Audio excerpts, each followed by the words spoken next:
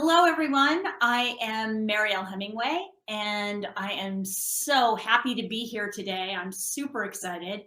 We are with the Harvest of Hope at home for Mercer County and the NAMI Mercer, New Jersey. And it couldn't be more exciting for me to be here. I've been so anticipating this day for everyone, for myself included. So without further ado, I am going to start, and I'm going to start with breathing because my life is all about kind of finding the things in all of our lives that we can do to create better mental health. So I'm going to start. I'd like everyone who is in the audience to close their eyes, straighten their spine so they have a nice straight spine. And I'd love for you to inhale through the nose, inhale and exhale through the mouth, and inhale through the nose again, and exhale through the mouth. And one more time, inhale and exhale. And before you open your eyes, I want you to just take a moment to really feel your environment and feel a sense of community and connection with everyone here on this whatever you want to call it, on this event, online event. I want you to feel the energy of our connection. I want you to imagine at the center of your chest that there is a light. Right at the middle of your chest, there's this beautiful golden light. And with each inhale, you're going to expand that light so that it encompasses your entire body. And with each exhale, I want you to exhale anything that no longer serves you, whether it's a thought, a habit, a person, something that's not serving you, something, someone, just let it go. And then with each inhale, I want that light to now overtake the room that you're in and just fill that room with beautiful golden light. And then with each exhale, I want you to allow that, that darkness, that those cobwebs of your life to just be released. And then inhale the light and let that light just surround your home or your office, wherever you are right now. Just allow that light to just really fill your neighborhood. And then exhale anything that doesn't serve you. And then inhale again,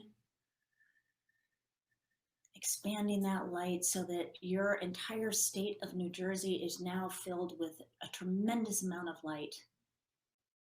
And all of you are together in that, and you're exhaling the things that no longer work for you. And keep inhaling and expanding that light until you feel like the entire globe is filled with light and surrounded by light. And then we exhale. And before you open your eyes, as you just imagine this incredible golden light encompassing all of the universe, just take a moment to think of someone, something that you're incredibly grateful for. And I just want you to hold that sense of gratitude for whether it's a person, a place, a being, whatever it is, a child, maybe it's yourself. And I just want you to hold that person in your mind's eye or that thing and just say thank you. Thank you for being here today. Thank you for joining us on this journey of understanding ourselves a little bit better. And then slowly, I'd love for you to open your eyes. Thank you for indulging me. I do that I do that for me because it helps me to get grounded and also to connect with everybody out there. And obviously, I can't see you for real. Um, so I just want you to feel as though you are connected to me. And in this talk, I'm going to start by telling you a little bit about me, Mariel Hemingway, and my family, and why it's incredibly important for me um, to talk about mental health and mental wellness. My significant other and I like to talk about taking the I out of illness when you talk about mental illness and put in we, and we create wellness. And wellness is a community. Wellness is about all of us joining together and saying, hey, there are solutions for the problems that we are all facing, especially right now. We're all facing this tremendous time of uncertainty. So what could be better than to create, a feeling of community around mental health? But anyway, I'm going to go back to a little bit to my family. So I come from an amazing family. Ernest Hemingway is my grandfather, and he is one of the greatest writers of the 20th century and probably the 21st century and probably many centuries to come. And I feel so incredibly honored to be a part of that legacy. At the same time, that legacy carries with it a tremendous amount of mental health issues, mental illness, and addiction and depression and suicide. I come from 7 suicides. So my grandfather, Ernest Hemingway's father, took his life. My grandmother, Hadley's father, took her life. I have a great uncle, a great aunt, a cousin, an uncle of my own, and my own sister, Margot Hemingway, also took her life. So I come from these people that, could not handle the life they were leading. But, I always tell that story now, knowing so much about mental illness and mental instability, and realizing that addiction and self-medicating with alcohol and drugs in my sister's case, and alcohol in my grandfather's case, all because they wanted to get out of the pain they were in. They were beautiful, wonderful, creative people, but that kind of pain is very challenging to live with. And, I think about my father. My father was this wonderful humanitarian and environmentalist, and he was a fish and game commissioner in Idaho, and he loved the outdoors, but he always lived under the shadow of this great man, Ernest Hemingway, as you can imagine. Then my dad decides that he's going to become a writer, which I think was not the best choice for him, only because that's just it's a hard act to follow. So my father spent a great deal of his adult life he's self-medicated. I grew up in a family that they were alcoholics. But they were doing this because they didn't know how to get out of the pain.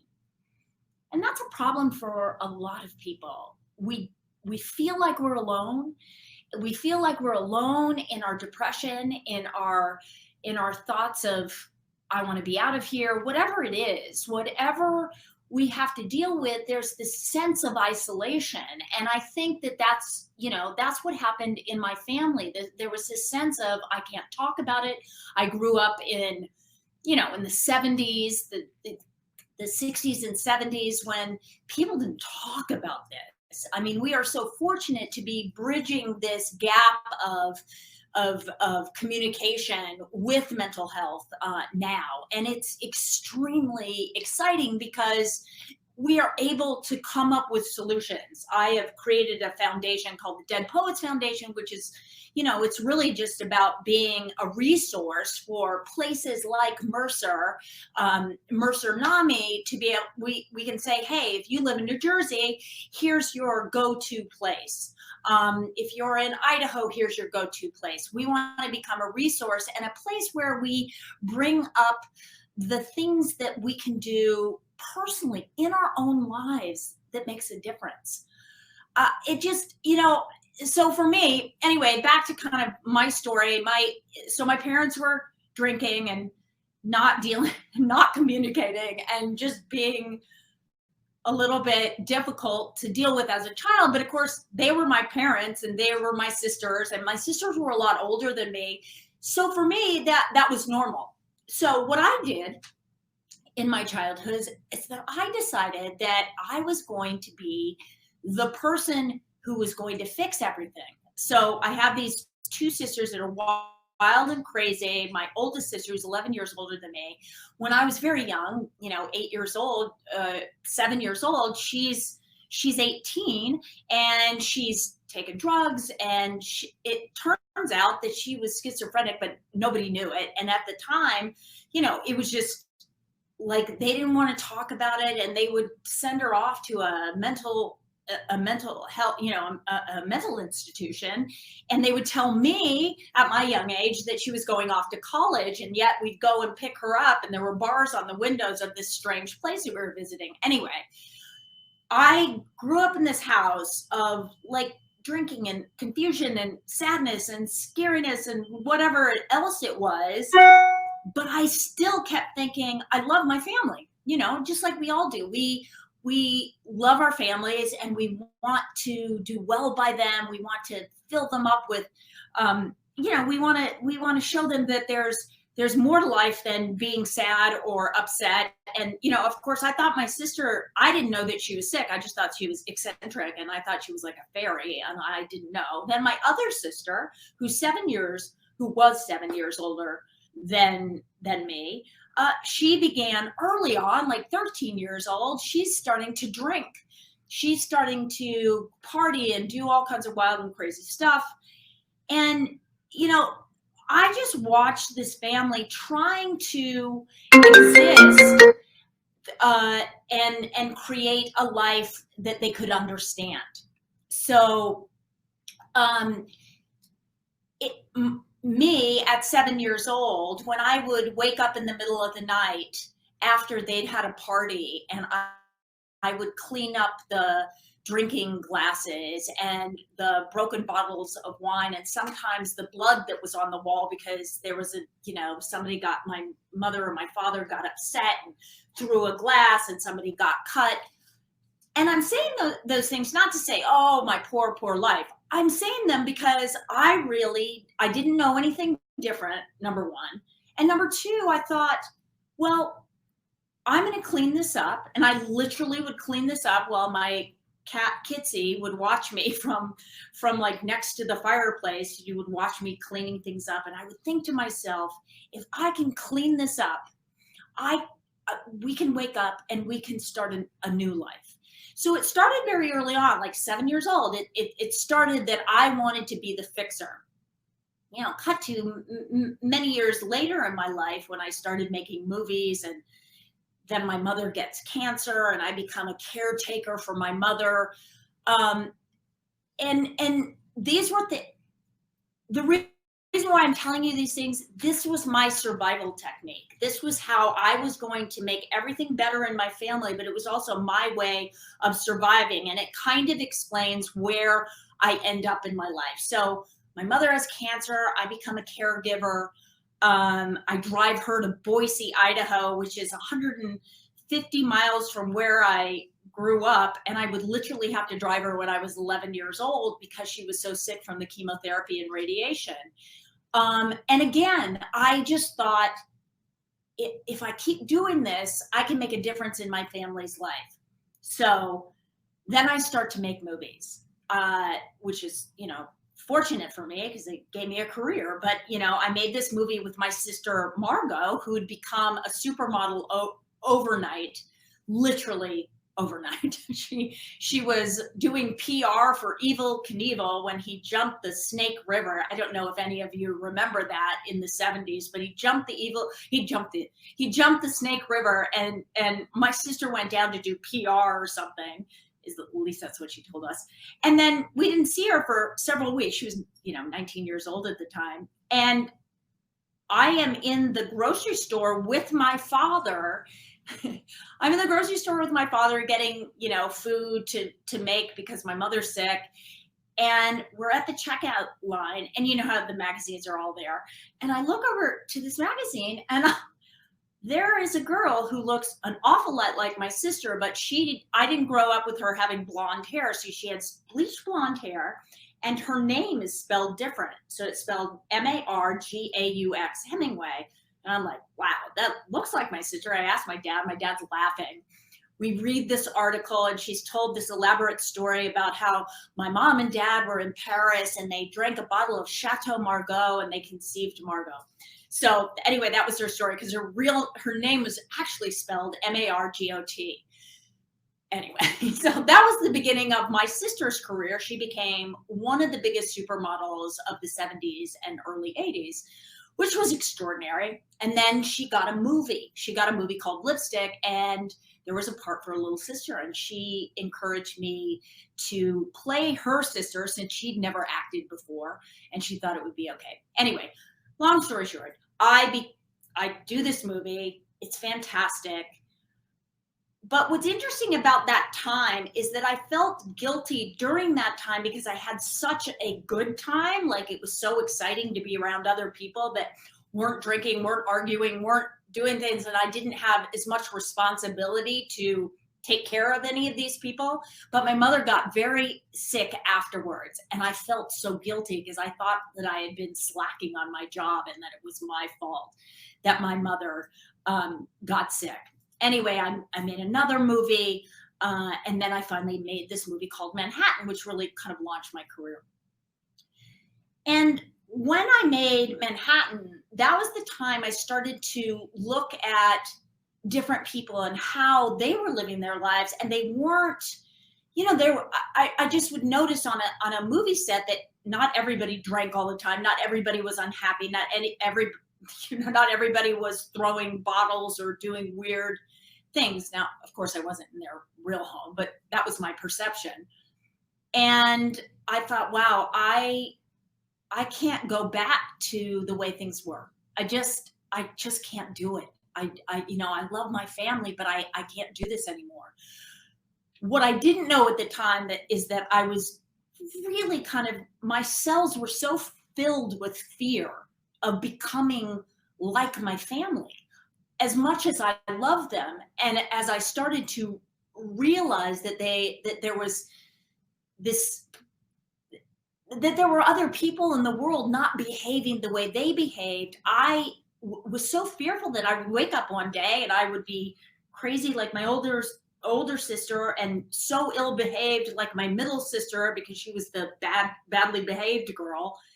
And I would get cancer like my mother, or heart disease like my father, or whatever it was. So I started on this journey, after I made Manhattan, I really started on this journey of like, I'm going to eat perfectly. I'm going to exercise crazily. So I've eaten every single way that you can possibly imagine. I've been vegan. I've been vegetarian. I've been macrobiotic. I've been all protein. I've been no protein. I've been no fat. I did that for a really long time. I did all fruit and coffee for an entire year. You can imagine how really edgy I was at that time. I've done every diet. I've over exercised. I've done all kinds of different routines of things, all on the path to try to really find my way in the world. Like I was trying to just make sense of something. I was trying to really reach outside of myself with not only with food and exercise, but also with gurus and doctors. I followed all kinds of like holistic doctors and gurus. I went to India. I went here. I went there. I sweat in lodges. I did all kinds of crazy things. Now, I say they were crazy, but I got something beautiful out of everything. I learned a meditation practice. I started a yoga business. I was on the path to getting healthier as I began to understand things that were more mindful, but I wasn't completely clear. And it leads me to tell you a story that I think is really profound and really a beautiful story, because it sort of shifted my trajectory and led me to where I am today. And it was years ago, I went to, when I say years ago, geez, I was in my 40s.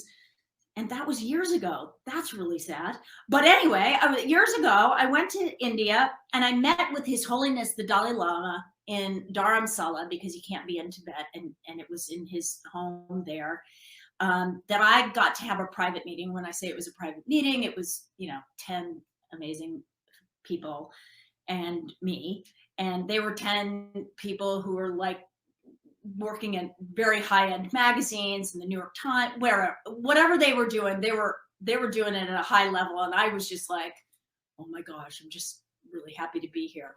And they had planned like what they were going to say to His Holiness. And I, again, had nothing to say to him. I was just happy to be there. So I want to kind of set the stage of where I was when the Dalai Lama comes down these little stairs. It wasn't grand. It wasn't like a beautiful big stairwell. It was a tiny little room with overstuffed chairs and pillows on the ground. And there were 3 overstuffed chairs, and His Holiness came down the stairs and he sat in the middle overstuffed chair, and he pointed to the chair next to him, and he wanted me to sit down next to him. I remember just like shuddering, like, oh my gosh. So I sat down next to him, and somebody sat down on the other side. And anyway, the main thing that I want to share with you that so really affected my life was the fact that this man really knew how to listen. I watched him really just focus in on the people that were speaking to him, one at a time. And he focused in on them in such a way that they felt so incredibly heard and seen. And it wasn't what he responded to them. It's that he held space for them to really feel connected and feel understood, or whatever it was. So whatever questions they were asking, he was just present with them. And it was in that moment I was reminded of my grandfather talking about how most people don't listen. They're just thinking about the next thing that they're going to say. And listening is one of the keys, in my opinion, to being a real asset to somebody who's suffering from mental illness. Being heard, being seen, feeling as though they are a part of something, and being understood is just, it's absolutely critical to somebody who's suffering.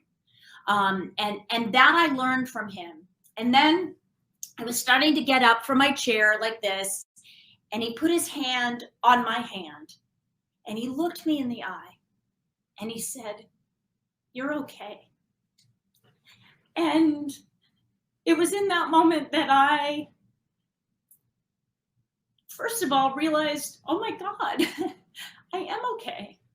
All that searching that I'd done throughout my whole life, trying to diet or follow a guru or follow a doctor, and please understand that I'm never saying don't get help, don't go to, I'm not saying don't go to a doctor, don't take medication. I'm not saying that.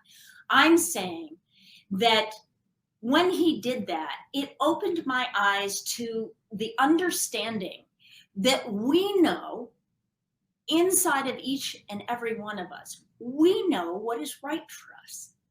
We know what we need. We just sometimes need somebody else to either listen to us or for us to tell our story so that we can get on that right path towards a solution for any mental health problem that we are suffering with. Because I also realized, after leaving His Holiness in that presence, and it wasn't like magic. He wasn't being a psychic, or he was just telling me that I already had the answers. And I just was so overwhelmed with joy to know that I had a path and that I had to listen to myself. So my this entire point is really just to say to each and every one of you out there, you know what to do for yourself. And I'm here along with a lot of other people that are in this space doing incredible work, along with NAMI of Mercer, New Jersey, who can help you to find your solution. But please, please, from this moment on, understand that your inner voice is so incredibly important to that solution, to that finding yourself that will make you feel so, on a path towards being better. I spent most of my life depressed, and I didn't even know it until I wasn't. And it took me to do all the bizarre things that I did, and chants and this and that and meditation practice and different diets, to get to a place it was about like this middle ground. And that's really what, mindfulness is about. It's about following a middle ground, being balanced, not doing things in extreme, knowing things that are healthy, but then, like also finding that thing that works for you, because we're not cookie cutter people. What I do is different than my life partner, my best friend. I mean, we all have to have our own path towards our own mental health and well-being. And that's my message to you. My message to you is that you are just, you're amazing. And I want you to know that, and to know that we together, because we're taking the I out of illness and putting in we, to create that wellness, to create that community, we together will find solutions for you, for us. And that's really, I share that story because I want you to know that, we all have stories. Mine's not unique or more incredible than anybody else's. We all come from something, like the guy that tells me he never had a problem in his life is like, I'm not believing him, but there you go. So that leads me into wanting to tell you kind of 12 things, like little things that you can do in your life that will that might help you find your own path, but also that are they're real solutions, at least in my life, to making your life better and more balanced. So the first thing, and I did this a little bit with our tiny little meditation, is to wake up in the morning. How you start your day is absolutely critical to how your day is going to pan out. So wake up with gratitude. It's as simple as that. Just wake up and thank all the people and all the things that you are grateful for. Wake up with gratitude. Say thank you, Mom. Thank you, Dad. Thank you, my kids. Thank you to my dogs and my cats. Thank you to my house that, provides protection for me. Whatever it is, wake up with gratitude, and then carry that into how you're going to start your day. For me, I go and I drink water. I know that sounds crazy, but it's like one of the most important things you can do is drink water. Drink good water. High quality water is such an important thing that you can do for yourself. So, and please drink water before you drink coffee. And I'm not saying don't drink coffee, because I love my coffee. Just try and make it organic. But I love all the rituals of my morning, and drinking water is so important. The other thing that I like to do that's really super helpful, and I say drink water, I know that affects the brain. Being dehydrated in your brain will affect your mood. So I don't just say drink water because I'm saying drink water. I'm saying being hydrated in the brain is going to affect how you feel during the day. The next thing that I do that I highly recommend is to watch a sunrise if you possibly can. I'm fortunate enough to live in Southern California, so I do get to go out, and I actually, I take my shoes off and I ground and I watch the sunrise. I'm lucky enough to be able to do that. If you can't do that, at least try to get outside and put your feet on the ground, on soil, on grass, on sand, on something outside. It shifts you, because when you get rid of the inflammation from your body and your brain by grounding, that affects your mood. And then the third thing, I think I'm a third thing, the third thing that you want to do is you want to take time for silence in the morning. And yes, I know we're coming up towards fall and winter. So those of you that are going, yeah, that must be nice. You know, there's snow on the ground. I can't go outside and I can't put my feet on the ground, but figure something out. There are grounding pads and things that you can do inside your house that will enable you to ground. If you go to like earthing.com or something and get a grounding mat or something. Now, that being said, take time to be silent, meditate, whatever you want to call it, prayer, whatever it is for you that speaks to your soul and also allows you to just be in stillness for a little bit, 5 to 10 minutes, maybe 20 minutes if you've already done this kind of practice before, but do it. I'm telling you, even if it's just 5 minutes, do it. Be in stillness. And if thoughts come up, who cares? Of course, thoughts come up. Thoughts come up for me all the time. So then you've taken time for stillness. And then the fifth thing, after your time in your silence, kind of before you kind of come out of it, I want you to think of an affirmation that just moves you. Like I believe, this is one of my things. I believe something wonderful is going to happen to me today. And I say this to myself. I believe something wonderful is going to happen to me today. You can't imagine what affirming that affirmation does to you. You cannot believe it. And if you kind of throughout the day kind of just say that to yourself, I believe something wonderful is going to happen to me today. You cannot believe what happens to you. Things start happening that are, that are amazing.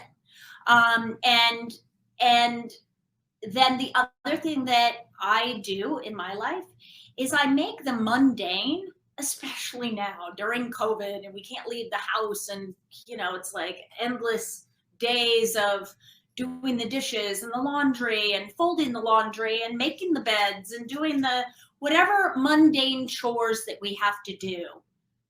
Do them presently. Do them with consciousness. Take them apart. Make them a ritual.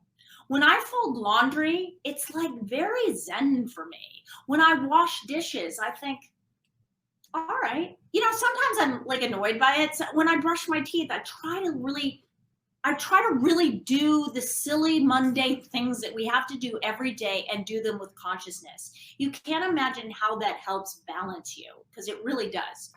And then during your day, I want you to, whether you're on the freeway or taking the kids to school or whatever you're doing, you're in the middle of your work day. Now our work day all consists of being in front of the computer. I want you to just take a moment, a couple times a day, where you just say, thank you. Thank you. And again, like bring up that gratitude. Thank you. Thank you for this. Thank you for that. Thank you.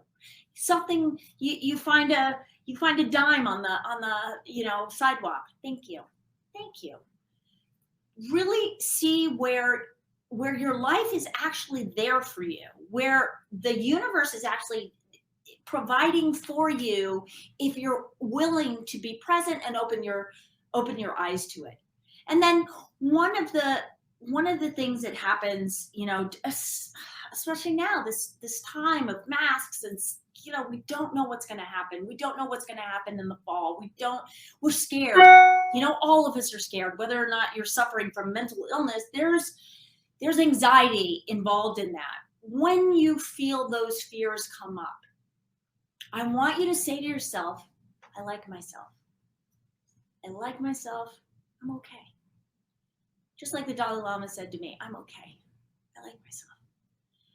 It sounds weird, these things, but they're weird, simple, and incredibly effective. I promise you, so effective.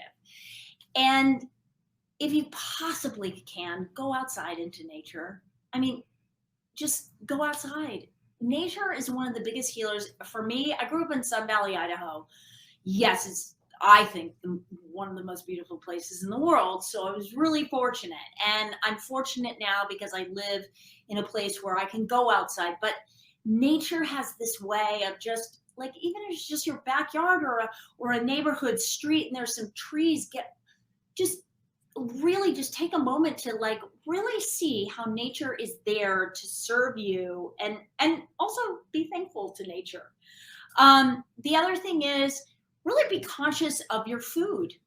Mental health, I am absolutely convinced, water, the way we think, all that stuff, but our food is critical to clean, healthy thinking. So eat clean, good, natural food. And I'm not going to say eat this diet or eat that diet. It's not about that. Everybody has their own way.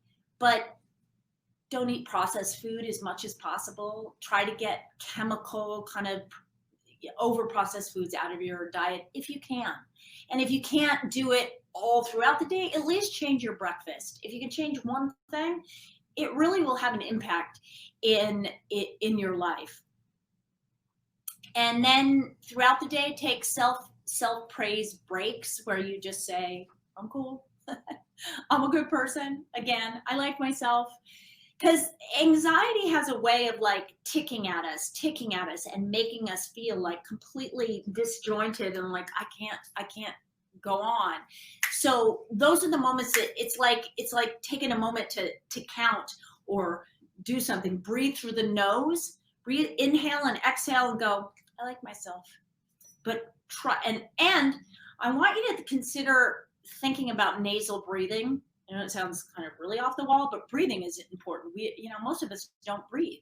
It's why I start my talks and things with breathing, because breathing is so incredibly important. And if you're interested in a book about breath, about breathing, there's a book by James Nestor called Breath, and it's extraordinary about how incredible and how incredibly powerful nasal breathing is for our health and well-being, mental, physical, and emotional. So just start to breathe.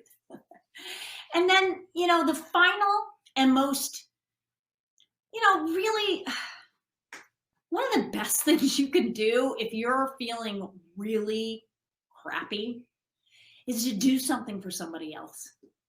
The minute you have to get out of your own head, and really our self-tortures are because we're locked in our brain, and those thoughts are just making us crazy, literally making us crazy, making us anxious, making us cry, making us tired, making us whatever. But if you put your energy towards somebody else who needs your help, it's extraordinary what it does for you. So, it might be selfish, but you're doing something for somebody else, which is good. But you're also really doing something for your own life that is so great. And that was 12 things. But I also want to add something here. I invite you all to join me on my, I'm doing a challenge. It's called the Barefoot Challenge. #Barefoot Challenge. And I'd love for you all to join it. If you were ever on Instagram or Facebook or something. I'm just doing something called the Barefoot Challenge. I want people to get outside and walk barefoot as much as they can and see if it can shift how they're feeling. And it's been wonderful for me. I started out probably like you're thinking, oh my God, I don't want to walk where there's dog poo or, garbage or whatever. You don't have to. So you can find places that are clean, a nice little park or your own backyard. You can ground on cement, not blacktop, but you can ground on cement. So anyway, I would love for you to join me on the Barefoot Challenge, just because I think it's going to be extraordinary. And I want it to help people have more awareness about what we're doing around the world, what Mercer County is doing, what this entire conversation is about. And so I've talked so long to you. So now what I would love is if anybody has any kind of questions to ask me, I would be so thrilled to answer. So, come tell me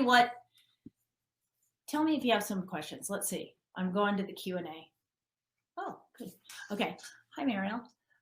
Great. Any advice for preventing or stopping nighttime fears, panic attacks? Anxiety seems so much more magnified in the middle of the night. Yes. Oh my God. Yes, yes, yes, yes, yes. And I can say yes to that because it happens to me. Yes. There are, and breath is the key to this. So what I do, and this is a breath that, Andrew Weil, Dr. Andrew Weil, he does this breath, and it's an, I hope I'm getting it right. If you get the book Breath, look, you can't screw it up. So I inhale 4 counts, I hold for 7 counts, and then I release for 8 counts, and then I hold for like 2, and then I do it again. Now, if that's too much, you can also do 4 in, hold for 2, 4 out, hold for 2 counts, 4 inhale, and always nasal breathing. Hold for, it's the holding and the releasing and the nasal breathing that will calm your system down. Navy SEALs do the 4 in. They actually go 4 in, they hold for 4, they exhale for 4, they hold out for 4, they inhale for 4. So 4 in, hold, out, 4, hold down, 4, and inhale again. And they make this circle, and that circle, always nasal breathing, always. And sometimes that takes time. We realize that, that was a hard one for me, and I actually had to train myself to. I was just in Idaho a week ago, and I realized I woke up and my mouth was really dry. And I was like, "Oh my God, I'm breathing through my mouth." And I think it was the altitude, but I don't think I'm crazy. I taped my mouth shut so that I would, train myself to breathe through my nose, and it's been extraordinary for my sleep and those nighttime fears. So I hope that answered your question. Diane has asked, oh, can I talk a little bit more about my sister with schizophrenia? Yes, absolutely. My sister with schizophrenia is still alive. She is 70 years old. She lives in Idaho, in Twin Falls, Idaho. She is, she's medicated. She lives in a home, a beautiful home. She's very stable now. It was years of up and down and not knowing what to do, but she is really in a good place. She's an amazing, I just love her. She's got such a good soul and spirit, and she's doing really well. Schizophrenia is an interesting, disease. It's very challenging. I just spoke with somebody, part of another mental health organization. Head of it suffers from schizophrenia. You would never know. He is so like vibrant and alive and doing all kinds of incredible work. So I want people to know that whatever mental illness that you might be dealing with personally, or somebody in your family is, they are, they can get help that they need, and they can be fully functional. But and I'm just bringing up the things that are doable from my perspective. I'm not a doctor. I don't give out medication. Okay, so targeted medications, yes. Tom Pyle has said targeted medications, psychotherapy, social engagement, personal wellness, many with psychiatric challenges, loved ones with schizophrenia. Try any or all of these. Anything to say about your own experience with each of these modalities? Okay, so I've never taken medication. I haven't, I've never had that be a major issue. It just wasn't for me.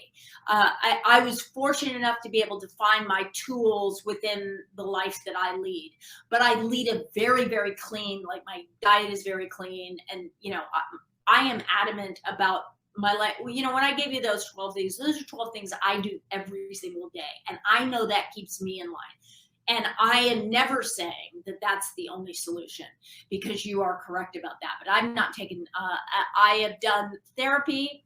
Did I do psychotherapy? I don't know. I don't think therapy is the same thing as psychotherapy. But so that was very poor answer to that part. Social engagement, of course. Social engagement is incredibly important. Talking.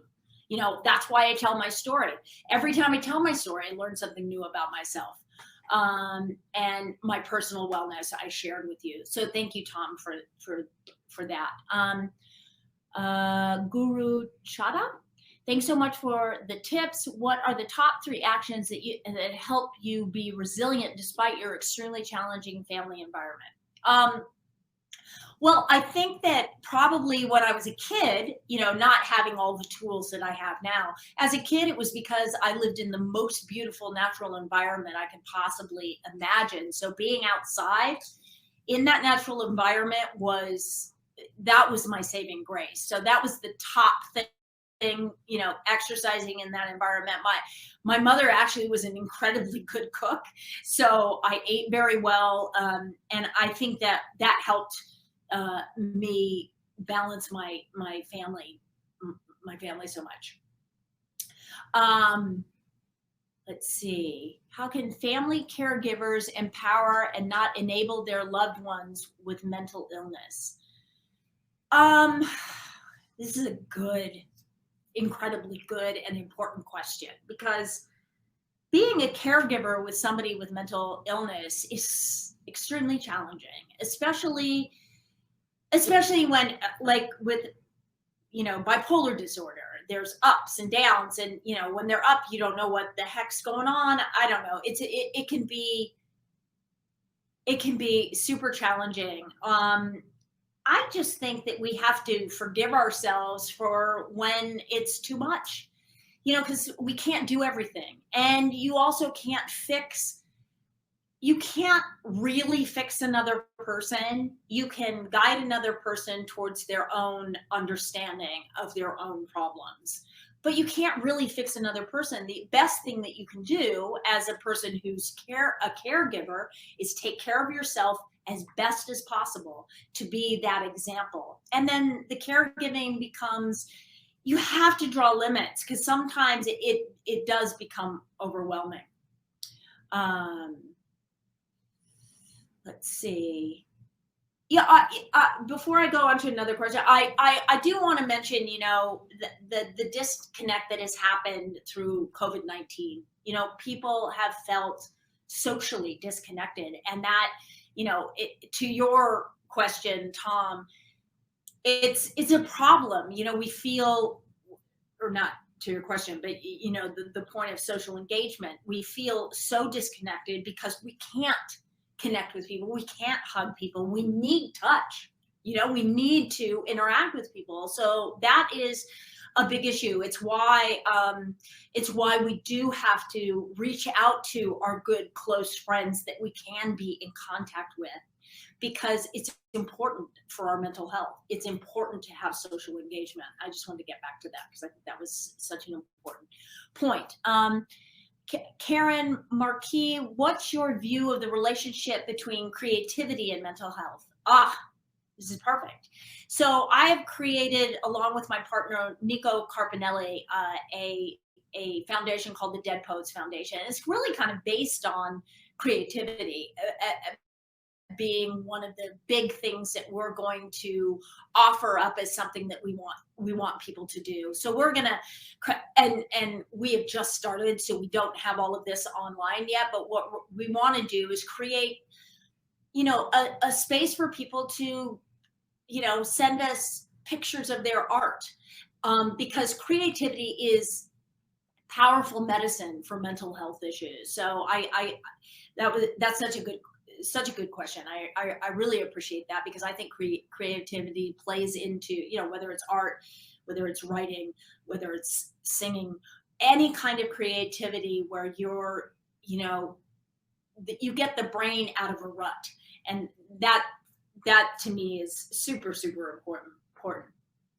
Okay, during this era of COVID and the economic lockdowns imposed by governments to address it, people are fearful, uncertain, depressed. Anything to say about the policies? I don't want to get political, because it's just a slippery slope, and it's not my purview, it's not my expertise. But I can honestly say that that we are challenged every single day, each and every one of us. I don't want you to think that I'm not, because, economically, financially, I am challenged just like everybody else. And it is scary, and it causes a tremendous amount of anxiety. But I think the more that we as a community get together and say, hey, this community is large, because this community is larger than probably any other, you know, illness community that in the world. It's worldwide. These problems are worldwide. So we need to just keep talking, keep having that dialogue. And when you're fearful, please lean on others. Lean on the people that have big shoulders. You know who they are. They've told you they're there for you. And we need each other. We need to lean on the people that we know are strong enough to handle it. Oh, my best friend, we are in her husband's salon, and it's called Yamaguchi Salon. He's a very famous hairdresser around the world. And anyway, to cut to the chase, I was having technical difficulties in my house, so we had to do it here. So that's why Yamaguchi is in the background. But we also chose a beautiful Buddha to be in the background as well, or Kuan Yin, so that I could, have something that actually means a lot to me, and it means a lot to my best friend Melissa, who has helped me through this entire thing, because it was not easy to get here today because I am so technically challenged. Anyway, Yamaguchi is the name of my best friend and her husband. What was it like writing Finding My Balance? Did you find it therapeutic? Yes. Finding My Balance was the first book that I ever wrote, and it was incredibly therapeutic. I took, for those of you that don't know, I took a yoga posture because I'm very into yoga. I've done it for almost 40 years now. And I talked about the posture, how it kind of related to my life.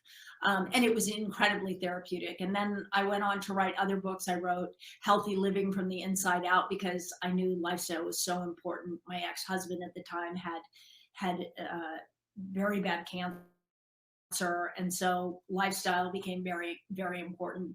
Then I wrote a third book, which was a cookbook. And then I wrote my fourth book with my now life partner, Bobby Williams, who's an extraordinary human being and an incredible athlete and just an incredible person. We wrote a book together called Running with Nature that is about all the things that I talked about, food, water, exercise, sun, air, breathing, all of it, relationship. We wrote that together. And then I wrote a book called Out Came the Sun, which really is for this community of people that struggle in the mental health arena. And I wrote that about my life, but also about finding that sun, like finding the sun that really is always there in your life. And then I wrote a book called Invisible Girl, which was for young people to understand that they're not alone. So I have time for 2 more questions. Have I done transcendental meditation? Yes. And if so, do I recommend it? Yes, I absolutely recommend transcendental meditation. It's not the only meditation that I do, but I had been meditating for many, many years, and it kept coming up that I should try TM. I should try TM. And it's a beautiful technique of meditation. I highly recommend it. It's very simple and very effective. So I really like it. But I do a lot of different ones. Let's see. My last question. We have a new baby in the house. Are there any recommendations you would give for new parents helping to raise mindful, strong children? Oh, why did that make me cry?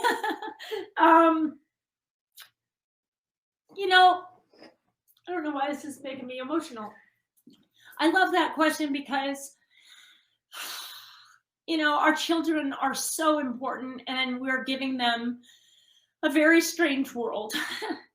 But I think that, I think our lifestyle, how you show up for yourself, is a really important message for your kids.